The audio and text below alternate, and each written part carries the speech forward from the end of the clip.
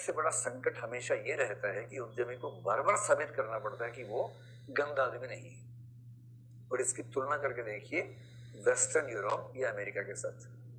जैसे भारत की बात करें हम, भारत में हर व्यक्ति चाहता है कि पैसा कमाए, शायद दुनिया भर में चाहते हैं, यहां भी चाहते ही। लेकिन पैसा अगर है किसी के पास तो उसको गाली देने के पर्याप्त बहाने हमारे पास होते हैं। बेशक उसके पीछे कुंठा हो हमारी, बेशक हमारी ईर्ष्या, बेशक जलन हो, पर रात दिन गालियां उसको देंगे। और समाजवाद का मूल्य जो नेहरू जी ने अप्लाई किया उसके बाद ये और होना शुरू हो गया, क्योंकि मार्क्सवाद साफ कहता है कि संपत्ति चोरी है।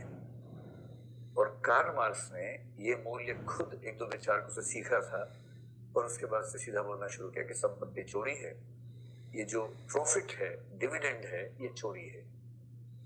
ये मार्क्सियन एथिक्स जो है, सोशलिस्ट एथिक्स जो है, नेहरू जी के माध्यम से वो भारतीय समाज के परिवेश में ऐसा घुला कि उसने उद्यम की रीढ़ तोड़ दी।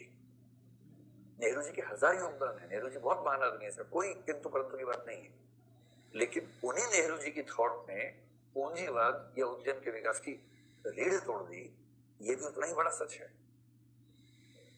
पिछले 10-20 साल से, उदारीकरण के बाद से, विशेष रूप से नरेंद्र मोदी के आने के बाद से, नरेंद्र मोदी की खास बात है कि गुजरात से आए हैं और गुजरात उद्यमियों का राज्य है, वहां उद्यम का बहुत महत्व है।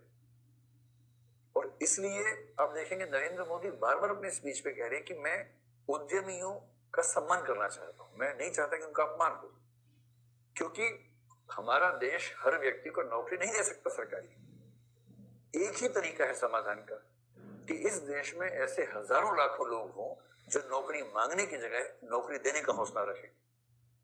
इसके अलावा इकोनॉमिक क्राइसिस का क्या समाधान है? कोई समाधान नहीं है। एक ही समाधान संभव है और वो तब है जब उद्यमशीलता को सम्मान मिले। किसी भी देश में लोग वही करना चाहेंगे जिसको सम्मान मिलता है। धन एक पक्ष है, पैकेज का एक पक्ष धन होता है, केवल धन नहीं होता।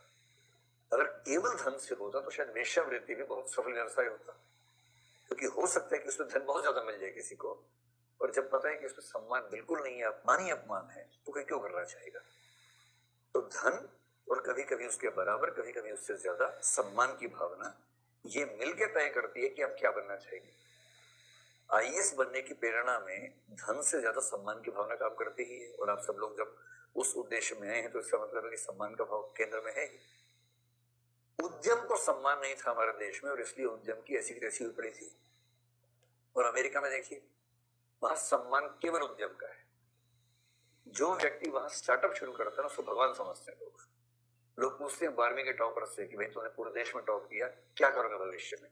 सबका एक ही जवाब, स्टार्टअप, अपना उद्यम। 2 साल नौकरी करूंगा या करूंगी, उसके बाद अपना उद्यम करूंगा या करूंगी। वहां का सपना है ही नहीं नौकरी करना। और यहाँ किसी टॉपर से पूछो क्या करोगे, आईएएस या जज या ये या पुलिस या ये, नौकरी करेंगे।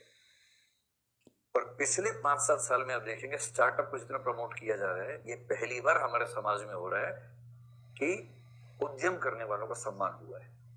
और मैं अपने परिवेश में देखता हूँ कि जो छोटे बच्चे आजकल हमारे परिवार में आसपास हैं, उनका सपना बदल गया है।